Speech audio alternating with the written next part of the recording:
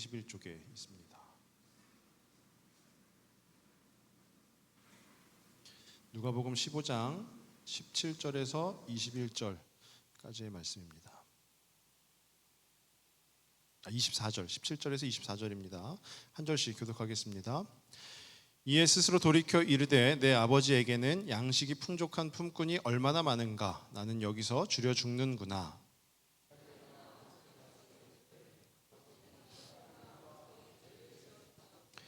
지금부터는 아버지의 아들이라 일컬음을 감당하지 못하겠나이다. 나를 품꾼의 하나로 보소서 하리라 하고,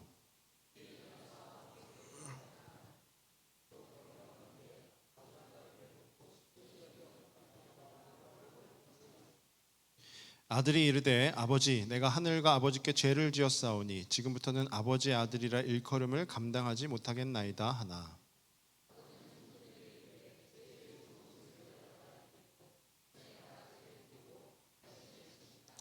그리고 살진 송아지를 끌어다가 잡으라. 우리가 먹고 즐기자.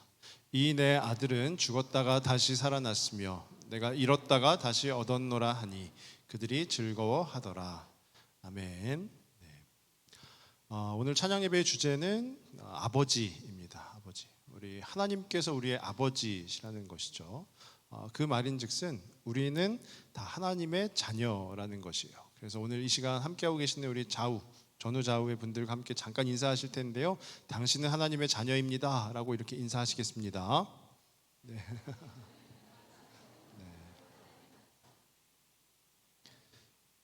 네. 감사합니다. 네. 보통 아버지라는 단어를 들으시면 우리 성도분들은 어떤 느낌이 드시나요? 우리 아버지 이렇게 딱 듣게 되면 보통은 우리 육신의 아버지를 아마 생각하기 마련일 것입니다. 어떤 기독교 상담 센터에서 이렇게 정리한 데이터를 한번 보면은요, 그 교회 다니는 성도들 중에 육신의 아버지와 좀 관계 문제가 있거나 좀 어려움이 있었던 이들은 하나님과 친밀해지는 것에 어려움을 겪는다라는 어떤 그 좀 종합적인 데이터가 있습니다. 그래서 왜 그런가 보았더니요, 하나님이 아버지십니다 이렇게 하면은 육신의 아버지하고 관계가 매우 어려운 거예요. 그러니까 하나님이 아버지시라고 하면서 그 육신의 아버지를 떠올리다 보니까 하나님하고 친밀해지는데 좀 어려움이 있다라는 거죠. 그러니까 하나님을 생각해야 하는데 육신의 아버지가 투영이 되기 때문에 그런 어려움들이 있다라는 거예요. 그런데 중요한 것은 무엇이냐 하면은요, 우리 하나님 아버지는 다르시다라는 거예요. 제 아무리 우리의 육신의 아버지, 혹 이 중에도 있을 수 있죠. 육신의 아버지와 관계가 어렵거나 아니면 우리 아버지가 좀 부족함이 있거나 혹은 좀 문제가 있거나 하더라도 우리의 진정한 아버지 되시는 그 하나님 아버지는 다르시다라는 거예요. 그러니까 우리 육신의 아버지하고 하나님 아버지는 별개로 생각을 하셔야 된다라는 것이에요. 오늘 저희가 함께 읽은 이 누가복음 15장 말씀에 아버지와 아들이 등장을 합니다. 우리가 보통 돌아온 탕자라고도 하는데요, 이 말씀은 단지 그 아버지와 아들 그 두 명의 어떤 이야기라고 보기는 어렵고요, 하나님과 우리 사이, 즉 아버지 되시는 하나님과 자녀된 우리가 어떠해야 하는가, 그런 부분에 대해서 명쾌하게 아버지와 아들의 관계, 아버지와 딸의 관계, 그것을 알려주는 말씀이다라는 거예요. 이 이야기의 골자는 무엇이냐 하면은요, 아들이 아버지께 자기에게 돌아올 재산을 먼저 주십시오 해서 그 재산을 가지고 멀리 떠나서 거기서 고생을 하던 이 아들이 다시 아버지께로 돌아오게 되었다라는 그 이야기인 것이죠.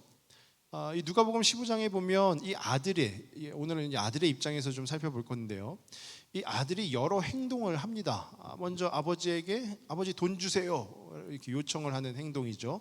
그리고 그 돈을 들고 떠나요. 그 떠나는 행동이죠. 그리고 그 돈을 다 탕진을 합니다. 그리고 고생을 하게 되죠. 그리고 아버지께로 다시 돌아가게 되는 그런 행동들을 합니다. 그 아들이, 이 누가복음 15장에 나오는 그 아들이 취했던 행동들 중에 상반된 행동이 있어요.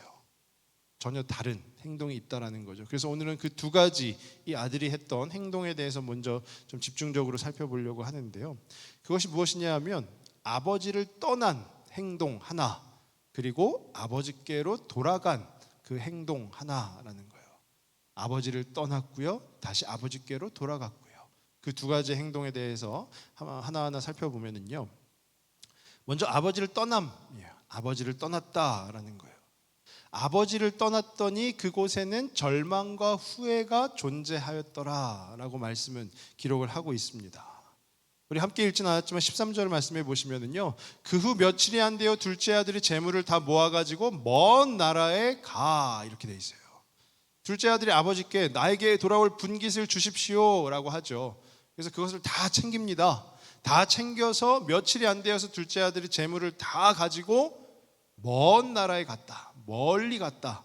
그러니까 아버지로부터 멀리 떠났다라는 거예요. 거기에 가서 어떻게 되었는지는 우리 다 아시죠. 14절 앞부분에 보니까요, 다 없앤 후라고 돼 있어요. 그 가지고 갔던 그 재물을 다 탕진하고 나서 이 아들이 어떻게 되었을까요? 절망에 빠지게 되는 것입니다.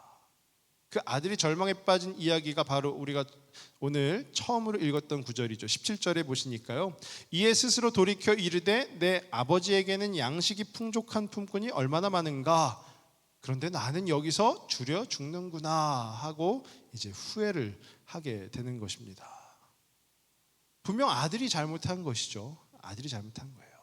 아들이 잘못한 것은요, 돈을 다 탕진한 것도 그러하겠지만 실제적으로 이 아들이 잘못한 것은 그 아버지를 떠났다라는 거죠. 물론 결혼을 하고 뭐 분가를 하고 이런 개념이 아니고요, 오늘 하나님 아버지와 우리의 관계가 어떠해야 하느냐 했을 때, 우리가 하나님 아버지를 떠나면 그 안에는 무엇이 있다라는 거죠? 절망과 후회만이 가득하다라는 거예요. 절망과 후회만이. 그런데 이 자녀는요, 자식은 모릅니다. 무엇을 모르냐 하면은요, 제가 누나가 한 명 있는데요, 저희 누나가 아주 어렸을 때, 그러니까 막 기기 시작했을 때, 저는 이 세상에 없었을 때죠. 어떻게 알고 있느냐? 나중에 들었습니다. 그때 당시에 저희 집에 저는 본 적이 없지만 석유 골로라는 게 있었다라고 해요. 석유 골로를 되게 위험한 거죠. 불을 피우는데 방 안에서 불을 피우던 시절이 있었다라고 하더라고요. 저는 잘 모르겠어요. 근데 어쨌든 방에서 석유 골로의 냄비에 조금 더 디테일하게 말씀드리면 누룽지를 끓이고 있었는데 펄펄 끓고 있었던 거죠. 그런데 막 기기 시작한 딸내미가 그 골로를 향해서 돌진을 하는 거예요. 부모는 직감적으로 알지 않습니까? 아, 사고가 나겠구나. 그래서 저희 아버지가 정말 전강석화 같은 속도로 쫙 날르셨다고. 전 다 믿지는 못하겠어요. 어떻게 사람이 나를 수 있을까? 그리고 그 방은 저도 기억이 나지만 그렇게 어른이 나를 정도의 그 공간이 아니었거든요. 근데 막 날라가지고 딸을 탁 끌어안고 본인의 등으로 그 석유 골로에 펄펄 끓고 있는 누룽지를 다 뒤집어 썼다라는 거예요. 지금도 등에 그 화상 자국이 있다라고 하시는 거예요. 그런데 그 이야기를 들은 저희 누나의 반응은 뭐냐면요, 난 모르는 일이야. 당연히 모르죠. 기억이 안 나죠. 근데 우리 부모님들이 자녀들에게 많이 하는 이야기 중에 뭐가 있냐 하면요, 지들이 잘해서 큰 줄 안다라는 거예요. 부모의 그 수고와 노력 이런 거는 아랑곳하지 않고 다 본인들이 잘 되면 본인들이 잘나서 그런 줄 알고, 다 본인들이 뭐 부족하면은 부모 탓하고 이런 것들, 그러니까 지들이 잘해서 큰 줄 안다라는 것이죠. 한마디로 얘기하면 자식은 모른다라는 거예요. 모른다. 그 부모의 은혜를 그냥 당연하다라고 여길 수도 있다라는 거죠. 그러니까 어떻게 될까요? 자꾸만 그 아버지를 떠나려 하는 거예요. 우리 성도도 어떻습니까? 우리가 하나님 아버지 되시고 그 아버지를 떠나면 절망과 후회가 가득하다라고 오늘 말씀을 통해서 나누어 드리고는 있지만, 실제 우리의 삶을 보면 그 아버지를 자꾸만 떠나려고 하는 그 모습들이 저희에게는 없습니까? 저에게도 있습니다. 저에게도요. 이제 아버지 도움 없이도 살 수 있을 것 같아. 이제 아버지를 떠나서도 내가 저 멀리 가서도 뭔가 근사하게 이루어 볼 수 있을 것 같아 라는 그런 마음이 스물스물 올라와서 하나님을 떠나게 되는 것이죠. 혹 오늘 이 자리에 계시는 우리 성도분들 가운데에도요, 이래저래 그 하나님 아버지의 옆을, 그 곁을 떠나려고 하는 분들이 계시다면 그 아버지를 꼭 붙드셔야 합니다. 그 아버지를 떠나서는 절망과 후회만이 가득하다. 꼭 기억하실 수 있기를 바랍니다. 아버지를 떠나면은요, 우리 하나님 아버지를 떠나면 우리는 후회만 할 거예요. 그러니까 그 아버지 꼭 붙드시는 저 우리 모든 성도님들 되시길 원합니다. 그럼 이 둘째 아들이 두 번째로 한 행동은 무엇이냐? 첫 번째, 아버지를 떠났죠. 두 번째, 아버지께로 돌아가는 거예요. 아버지를 떠났을 때는 절망과 후회만이 가득했었다면 아버지께로 돌아갔을 때는 그 안에 기쁨과 회복이 존재하는 거예요. 기쁨과 회복. 20절 앞부분에 보시면은요, 이에 일어나서 아버지께로 돌아가니라. 이 아들이 이제 더 이상 못 견디겠는 거죠. 그곳에서 자기가 가진 재산 다 탕진하고 또 먹을 것도 없어서요, 돼지가 먹는 그 돼지 밥을 먹게 되었다라고 하잖아요. 그러니까 너무 극심히 힘들고 어려운 나머지 아버지께로 돌아가는 거예요. 그런데 아버지께 돌아갈 때 이 아들이 생각한 게 있는데, 그게 뭐냐면, 야, 아버지께 가서 빌자라는 거죠. 그래, 잘못했다고 빌자. 그런데 말씀을 조금 더 곰곰이 보시면은요, 아, 얘가 이제 정신 차렸구나 라고 보기는 어려워요. 단지 자기 자신이 지금 돼지 밥을 먹으면서 거기서 힘들고 어렵게 사니까 정말로 잘못을 뉘우치고 한 것이 아니라 그냥 아버지께 가서 빌자. 왜 그렇게 우리가 생각을 할 수 있냐면요, 아버지께 가서 빌자 했는데, 아버지, 나를 이제 그냥 종으로 여겨주세요. 어떻게 해서든지 그 끊어졌던 아버지와의 관계를 그냥 이어서 자기가 아버지 집에 가서 풍족한 품꾼처럼 삼시세끼 걱정 안 하고 밥이라도 좀 먹고 살 수 있었으면 좋겠다라는 거죠.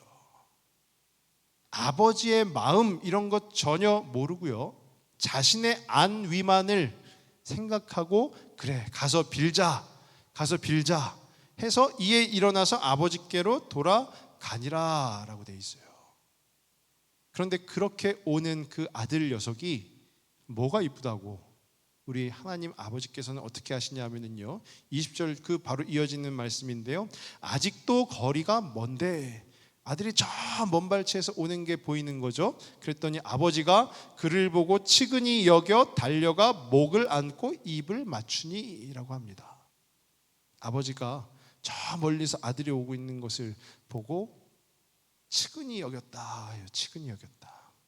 쉽게 말씀드리면 불쌍히 여겼다라는 거예요. 불쌍히 여겼다. 자식이 돌아오는데 꾀죄죄한 모습으로 오잖아요. 불쌍히 여겼다라는 거예요. 이게 부모의 마음이자 즉 우리 하나님 아버지의 마음이다라는 거예요. 이 측은히 여겼다, 불쌍히 여겼다라는 것을 제가 곰곰이 묵상을 해보다가 한 가지 일이 생각이 났습니다. 저희 둘째가 있는데요, 저희 둘째가 알레르기가 굉장히 심합니다. 어느 정도냐면요, 뷔페 식당 아시죠? 온갖 산해진미가 가득한 뷔페 식당에 가서 이 친구가 먹을 수 있는 거는 흰 쌀밥과 과일밖에 없어요. 아무것도 못 먹어요. 그런데 저희 큰 애는 또 뷔페를 가고 싶고, 또 육신의 아버지인 저도 뷔페를 좀 가보고 싶고, 그래서 저희 집사람까지 동원해서 우리가 뷔페를 한번 가보자. 혹시 애슐리라는 뷔페 아시죠? 네. 거기를 가보려고 했어요. 근데 이 친구는 먹을 수 있는 게 없잖아요. 그래서 미리 밥을 먹이자. 미리 밥을 먹이고요, 또 가서 먹을 수 있는 간식을 좀 싸갖고 가자 했어요. 애슐리 뷔페를 갔습니다. 네 식구가 앉아가지고요, 아버지와 큰아들은 눈이 돌아서 접시 어디 있어, 접시 막 이러고 다니고 있고, 그래 그나마 엄마는 둘째가 먹을 수 있는 간식 이렇게 펼쳐놓고 엄마도 접시를 들고 음식을 막 푸기 시작했습니다. 또 최대한 저희 신경 안 쓰게 하려고 요즘 아이들 많이 보는 그 영상도 이렇게 보여주면서요, 그래 너는 영상에 집중해라, 우리는 식사에 집중하겠다. 그런데요, 이 아이가 저희가 접시에 음식을 담아오면은요, 그 접시를 힐끗힐끗 봅니다. 그리고 꾹 참고 있다가 한마디 하는 거예요. 그것도 아빠 엄마 들으면 좀 그럴까 봐 아주 작은 소리로 나도 먹고 싶다.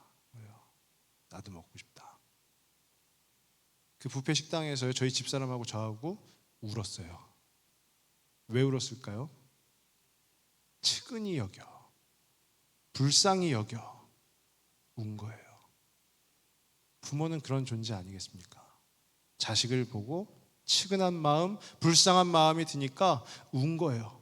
그런데 이렇게만 말씀을 드리면 야, 그래도 목사님 되게 정도 있고 그렇구나 이렇게 성도분들이 생각하시겠지만 육신의 아버지는 다르다라고 했죠. 아까 서두에 육신의 아버지는요, 그래도 돈이 아까우니까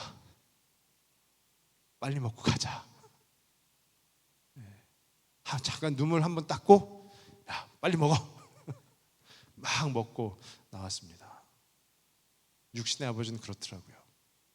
그런데 우리 하나님 아버지는 어떠실까요? 꾀죄죄한 모습으로 아들이 저 멀리서 오고 있어요. 그런데 그 멀리서 오고 있음에도 한눈에 알아보았다라는 것은 무엇일까요? 매일매일 기다렸다라는 것이죠. 그 아들이 돌아오기만을 매일매일 기다렸다라는 거예요. 그리고 그 아들이 돌아왔으니까 야, 이놈의 자식 왜 이제 왔어 하면서 막 엉덩이 때리고 이러지 않고요. 그 아버지가 한 행동을 말씀을 보시면 달려가서 그 아버지가 아들에게로 달려가서 목을 안고 입을 맞추고 또 제일 좋은 옷을 종들에게 빨리 갖고 오라고 그러고 그 손에 가락지를 끼워주고 그 신발도 신지 못한 그 발에 아주 좋은 신발을 신겨 주었다라는 거죠.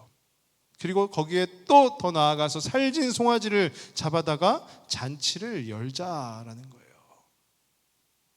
우리 하나님 아버지께서 그러신 분이다라는 겁니다. 우리는 그 하나님 아버지를 멀리 떠나려고만 하지만 그 아버지께로 돌아가는 그 순간에 하나님께서는 이렇게 우리를 사랑하시고 우리를 치근히 여기시며 우리를 불쌍히 여겨주시는 분이 바로 우리의 아버지 되시는 그 하나님이시다라는 거예요. 제가 찬양을 한 곡 좀 소개를 해드리려고 하는데요. 좀 어려운 찬양일 수도 있습니다. 지지난주에 저희가 함께 찬양했던 곡인데 후렴 그 곡의 후렴 가사예요. 작년에 저에게 개인적으로 너무너무 어려운 좀 문제가 있었습니다. 어려운 일이 있었어요. 그래서 저희 네 식구가요 40일을 작정하고 새벽 기도를 했습니다. 밤에 잠도 잘 자지 못하는 애를 데리고 새벽 5시에 40일을 새벽 기도를 했어요. 40일 새벽 기도 했다고 자랑하는 게 아니고요, 40일 새벽 기도 할 때는 참 힘들었습니다. 근데 그때는 40일만 새벽 기도하면 이 모든 게 다 해결되겠지, 그 마음이 있었어요. 그리고 딱 40일 마지막 날 새벽에 갔습니다. 하나님, 오늘은 되겠죠? 웬걸요? 전혀 해결 안 되고요, 더 어려움 속에 놓이게 된 거예요. 40일을 기다렸던 건 아버지가 아니라 제가 기다렸던 거고요. 아버지께서는 계획을 갖고 계셨는데 저는 저 힘들다고 40일만 제가 참아보겠습니다 했던 거예요. 그때 당시에 이제 이 찬양을 저도 듣게 됐거든요. 조용히 혼자 듣다가 가사를 이렇게 바라보는데요, 하나님께서 저에게 말씀해 주시는 것 같았어요. 조금 느린 듯해도 기다려줄 수 있겠니? 조금 더딘 듯해도 믿어줄 수 있겠니? 저는 40일 딱 끝나면 다 해결될 줄 알았지만 해결이 안 되었을 때 하나님께서 저에게 하시는 말씀 같았어요. 좀 기다려줄 수 있겠니? 그러면서 이어서 하시는 말씀이 내가 가는 그 길 절대 헛되지 않다. 저는 되게 헛되다 생각하고 있었거든요. 근데 내가 가는 그 길 절대 헛되지 않다, 나와 함께 가자 하시더라고요. 그러면서 앞이 보이지 않아도 나아가 주겠니? 이해가 되지 않아도 살아내 주겠니? 그 너의 눈물의 기도 잊지 않고 있으니 내가 열심을 다할게. 그 하나님의 고백이요, 작년에 저에게만 있었던 것이 아니라 오늘 이 자리에 계시는 우리 귀한 성도님들에게도 하나님께서 동일한 마음으로 역사하시리라 믿습니다. 혹 살아가시는 데 있어서 어려운 부분이 있으십니까? 힘든 부분이 있으십니까? 왜 하나님은 빨리 응답을 안 해주셔? 라고 생각하시는 부분이 있으십니까? 하나님께서 말씀하시는 거예요. 조금 느린 듯해도 기다려주겠니? 조금 더딘 듯해도 믿어줄 수 있겠니? 그러면서 말씀하시는 거죠. 너가 가는 그 길 절대로 헛되지 않다. 내가 열심을 다할게. 나와 함께 가자. 이 시간 우리 그 하나님의 열심 함께 좀 찬양하면 좋겠습니다.